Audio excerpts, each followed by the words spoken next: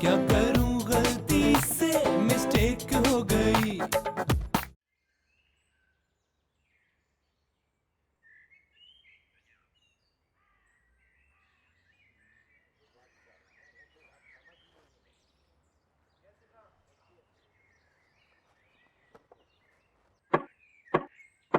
Order order, सब लोग अपनी अपनी जगहों पे बैठ जाएं ताकि अदालत की कार्रवाई शुरू की जा सके। बैठ जाएं, बैठ जाएं। ओके। अस्सलाम वालेकुम। खुदा की कसम मैं बेगुनाह हूँ, आप गलत समझ रही हैं।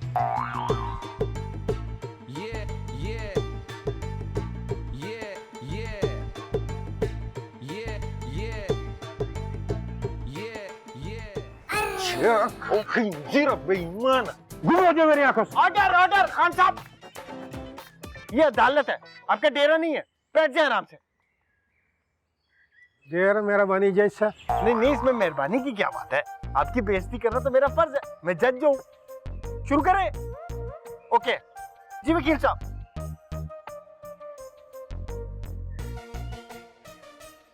हुजूरे वाला, क्या हुआ? जैसे आपको हुजूरे वाला कहा, दिल में टीस उठी है। ऐसे लग रहा है जैसे होठ जल रहे हो। बहरहाल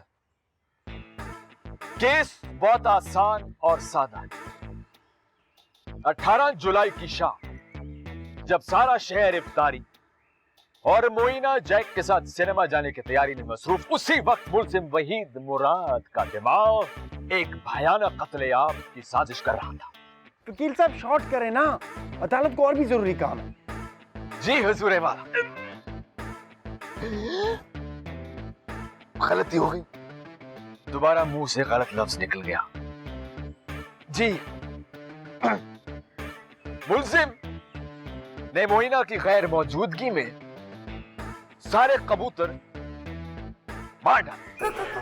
वकील साहब, आपके पास इस बात का क्या सबूत है कि सारे कत्ल वहीद ने किए हैं? मुल्जिम ने जाते जाते अपने कदमों के निशान और आला कत्ल छोड़ दिया।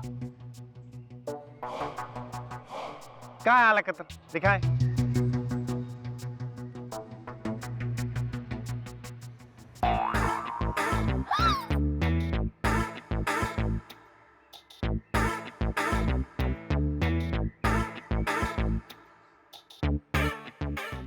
मुल्जिम वहीद हाजिर हो।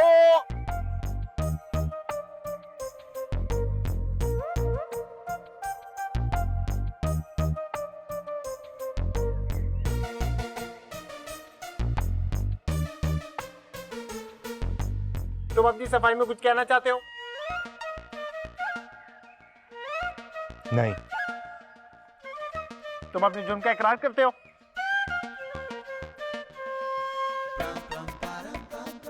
हाँ। ठीक है। तमाम सबूतों की रोशनी में और वकील साहब की दास्तान सुनने के बाद अदालत ये फैसला करती है कि वहीद के इकरार जुर्म की खुशी में अदालत उसे तमाम इल्जामात से बरी करती है। वहीद शक्ल से ही बेगुनाह लगता है और अदालत हसीन खान को हुक्म देती है कि वहीद पर शक करने के इल्जाम में जल्द से जल्द अपनी बेटी मोइना की शादी वहीद से कर दे ताकि मुझे तसल्ली हो जाए। मेरा मतलब है सब सुख का सांस ले सको, ठीक है? अबे खुरचन, आज 3 दिन हो गए, तू 1 घंटे के लिए मेरी बिल्ली मांग के ले गया था। कहाँ है मेरी बिल्ली? क्या क्या असर कर दिया मेरी शीला का? साले तू गली में मिल, तुझ पे नाम कुत्ते छोड़े तो मेरा नाम बदल दीजिए। लाओ भाई, हटाओ।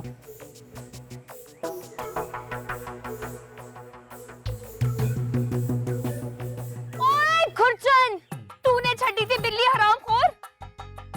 बाबला, पिस्तौल कट के खुरचन दी छाती सारी गोलियां पार कर दे। ए मेरे कबूतरा ना कातिल लेगा।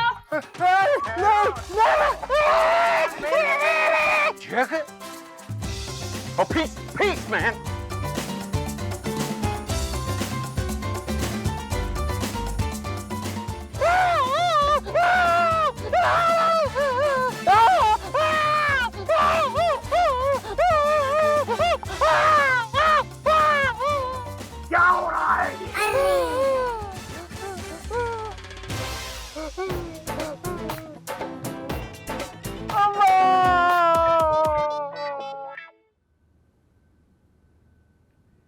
मुझे तुम दोनों से ये उम्मीद नहीं थी।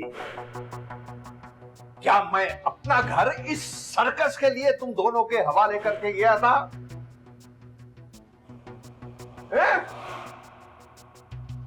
क्या ख्याल था कि हम दोनों वहां रश में कुचले जाएंगे और तुम लोग हमारे घर पर कब्जा जमा लोगे? नहीं मालकन नहीं, कतन खुदा गवाह है, हमारा ऐसा इरादा नहीं था।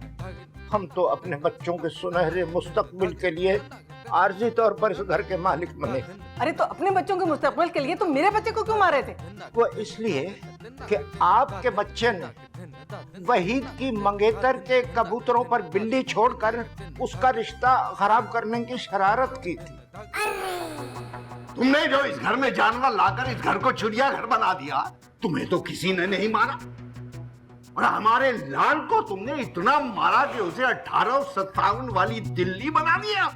माफ कर दें मालिक, अगर हमें पता होता कि आप ऐन वक्त पर आ जाएंगे तो हम आपके लाल को किसी और वक्त मार मार कर नीला कर देते, लेकिन गलत वक्त पर आ गए आप। मेरा तो ख्याल है कि हमारे घर में बाहर से जो लोग आए हुए हैं उनको सब कुछ सच सच बता दें और इस किस्से को खत्म करें।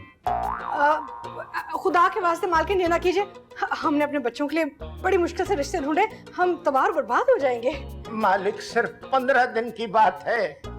देखिए, हमने 15 साल आपकी खिदमत की और आज तक तनख्वाह नहीं मांगी, कुत्तों की तरह खिदमत की है। आप हमारे लिए सिर्फ 15 दिन चुप नहीं रह सकते?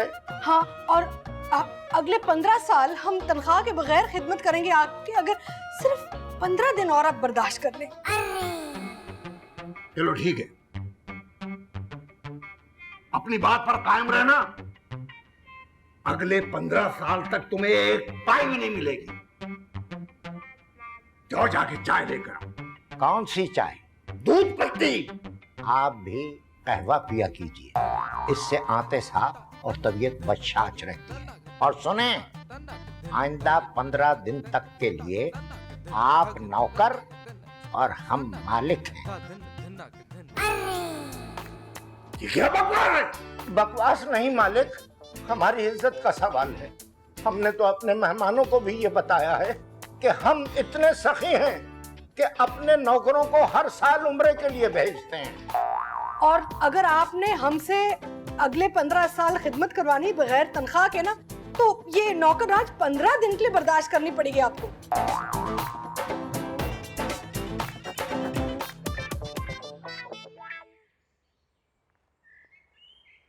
कमबख्त खुशहाल फरिश्ते को देखकर सब ऐसे भागे हैं जैसे मौत के फरिश्ते को देख लिया।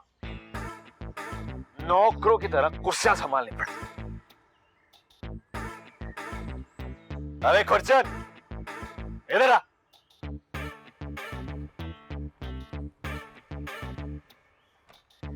चल मेरे साथ कुर्सियां रखवा। दादा अभी तभी नहीं करो, वकील के बच्चे, मेरे माँ बाप आ चुके हैं, अब मुझ पे तुम लोगों का रोब नहीं चलेगा। तो फिर बतूल के साथ चक्कर भी नहीं चलने दो। अरे आप तो नाराज हो गए वकील साहब, मैं तो मजाक कर रहा था। आप बताएं मुझे क्या काम करना है। आप ऐसे करें, आप बस साय में जाके बैठ जाए, ये सारा काम मैं संभाल लूंगा। माँ बाप को संभाल लोगे? उन्हें तो अल्लाह ही संभालेगा ना, मुझ जैसे शरीफ आदमी से कैसे संभल सकते हैं वो। तो फिर थोड़ी बहुत बदमाशी करो, खुद ब खुद समझ जाएंगे। वकील साहब खुलकर बात करें, मैं आपके इशारों को फॉलो नहीं कर पा रहा। यार, अगर बतूल चाहिए तो माँ बाप के सामने खड़े हो जाओ, नतीजा मुझ पे छोड़ दो ताकि आप मुझे छोड़ जाएं। बेवकूफ मत बनो, ऐसे पहले कभी हुआ है क्या? और तो और आज तो तुम्हें जज के कुर्सी पर बिठाकर सबसे इज्जत करवाई। वकील साहब आप भूल रहे हैं, आज मेरी ठुकाई हुई है। ठुकाई के साथ साथ बेवफाई भी हो जाएगी। मैं नजमा को कहकर बतूल के साथ शादी नहीं होने दूंगा। और तुम्हें तो पता है कि नजमा पर मेरा कितना कंट्रोल है। बोले मंजूर है? बतूल के लिए मैं अपने माँ बाप के सामने तो क्या, सलातुत तस्बीह के लिए भी खड़ा हो सकता हूँ। चल कुर्सियां। हाँ।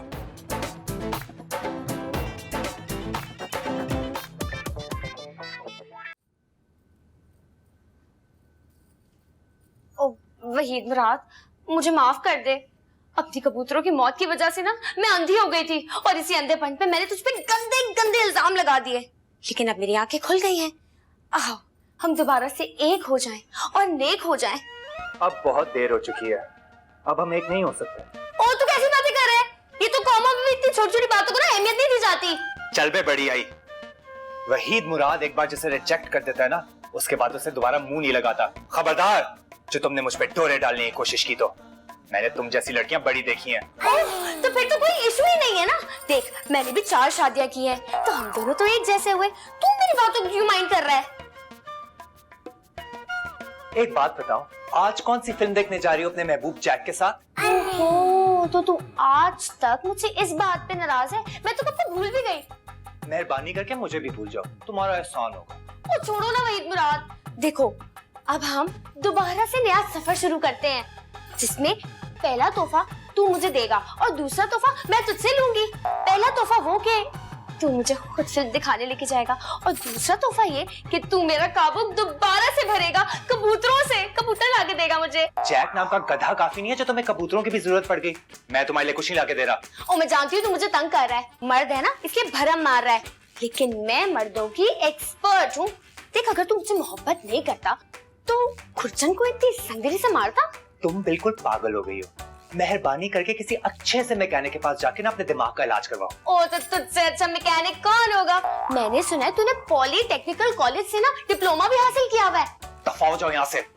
तनी कहाँ से आ गई दिमाग की लस्सी बनाने? एक बात मेरी कान खोल कर सुन लो, अगर आज शाम तक मेरा काबू नहीं भरा ना कबूतरों से तो मैं तुझसे नाराज हो जाऊंगी मेरे महबूब। जाओ जाके अपने अमरीकी महबूब से जाके मांगो। वहीद से कोई उम्मीद ना रखना, यही तुम्हारे रोशन मुस्तकबिल के लिए ना बेहतर होगा। ओ वहीद!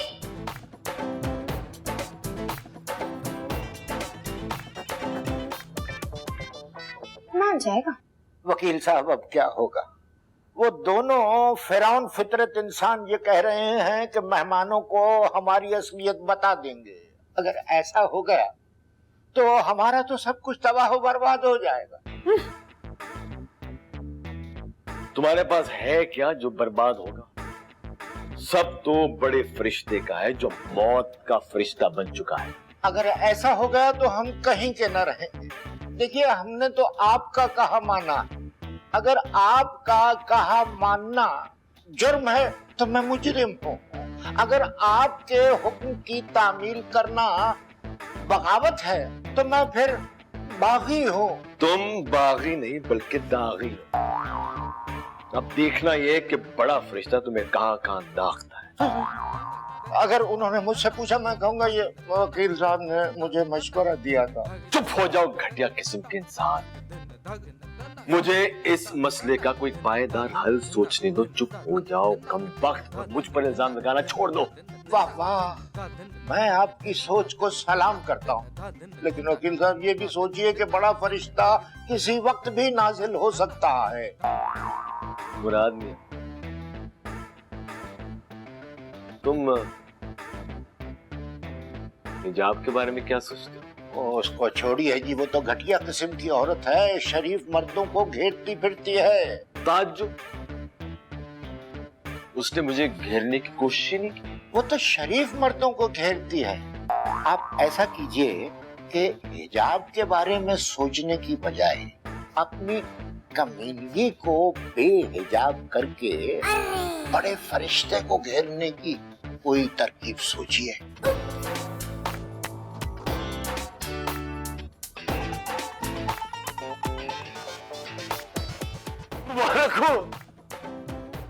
बेटा हुआ या बेटी?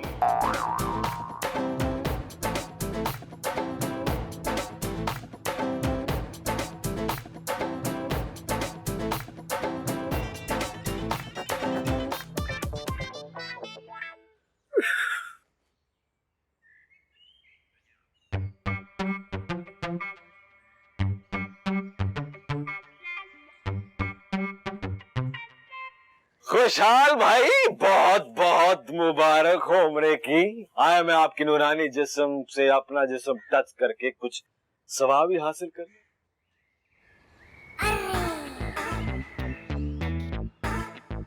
ये क्या हुआ? हाथ वही छोड़ा है क्या? हादसा हो गया था। आपको तो जुकाम नहीं होता, हादसा कैसे हो गया? लगता है हादसे को आपसे वाकफियत नहीं।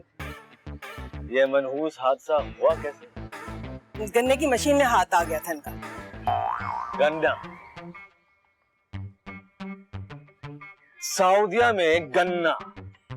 सऊदिया में गन्ना कहां से आ गया? वहां तो चन्ना तक नहीं होता, गन्ना कैसे आ गया? कुछ मखसूस इलाकों में होता है, वो मुबारक सरजमीन है, वहां कुछ भी हो सकता है। हाँ? तेल निकलते निकलते गन्ना निकलना शुरू। मुझे लगता है कि आप मुझसे कुछ छुपा रहे हैं। देखो, छुपा तो मैं नहीं रहा, तुम मुझसे कुछ छुपा रहे हो वकील। मुझे तुम ये बताओ, मैं अपना घर तुम्हारे हवाले करके गया था, तुम्हें सौंप के गया था, ये मेरे जाते ही और तुम्हारे होते हुए ये मेरे मुलाजिम मेरे घर के मालिक बन बैठे। और बजा फरमा रहे हैं, लेकिन क्या? दरअसल आप असल बात गोल करके मुझे एक अजीब से शक में डाल। सऊदिया में गन्ना कहां से आया? फर्ज करें आ भी गया, आपका हाथ मशीन में कैसे आया? अरे भाई, वहाँ एक आदमी की मदद कर रहे थे ये, उसकी मदद करते करते इनका अपना हाथ अलमदद हो गया। तुम खामोश हो। जब दो इज्जतदार आपस में बातें कर रहे हैं, तुम्हें बीच में बोलने की क्या जरूरत है?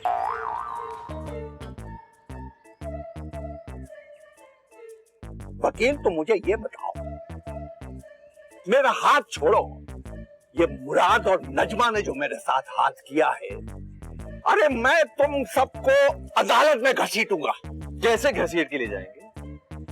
आपके पास तो कोई सबूत ही नहीं कि ये घर आपका है। घर के तमाम कागजात मेरे पास है।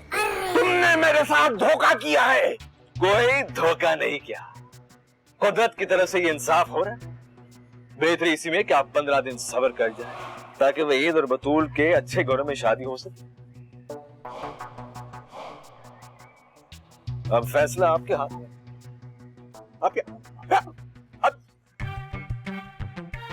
कितनी दफा आपको मना किया था कि इस वकील कुरैशी पर भरोसा मत कर, लेकिन आपने मेरी एक न मानी।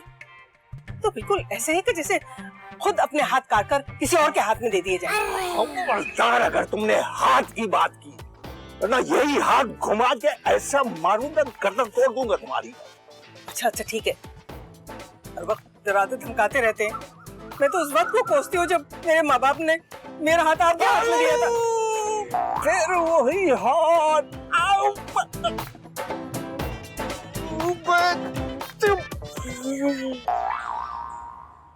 क्या करूं, गलती से मिस्टेक हो गई।